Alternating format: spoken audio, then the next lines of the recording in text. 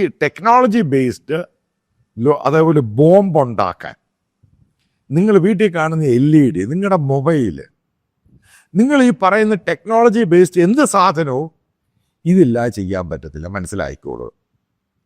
അപ്പം നിങ്ങൾ ചോദിച്ചത് മൈൻഡ് ചെയ്തെടുത്ത് കഴിഞ്ഞാൽ ചെയ്യാൻ പറ്റില്ലേ? കറക്റ്റ് ചോദ്യമാണ്. ഇത് മൈൻഡ് ചെയ്തെടുക്കാം, പക്ഷെ ഇത് കോൺസെൻട്രേറ്റ് ചെയ്യണം, പല റെയർ എർത്ത് മെറ്റൽ, അലോയ് മെറ്റലായിട്ട് മാറ്റണം. അതാണ് ഗെയിം. അത് ചൈനയാണ് ലോകത്തിൽ ഏറ്റവും കൂടുതൽ ഡോമിനേറ്റ് ചെയ്യുന്നത്. ആദ്യം മനസ്സിലാക്കുക, ലോകത്ത് റെയർ എർത്തിൻ്റെ 70% പ്രൊഡക്ഷൻ ചൈനയാണ്.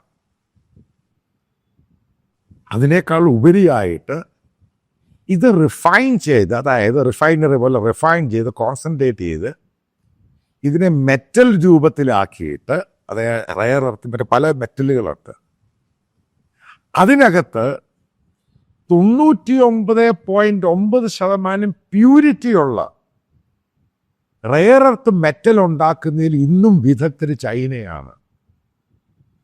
അതുകൊണ്ട് മനസ്സിലാക്കുക, 70% അതവിടെ മൈനിങ് എന്ന് പറഞ്ഞാൽ ചൈനയുടെയാണ് ലോകത്തിൽ. അതിനകത്ത് 95% ഈ പറയുന്ന റിഫൈൻ ചെയ്യുന്ന പരിപാടിയും ചൈനയാണ്.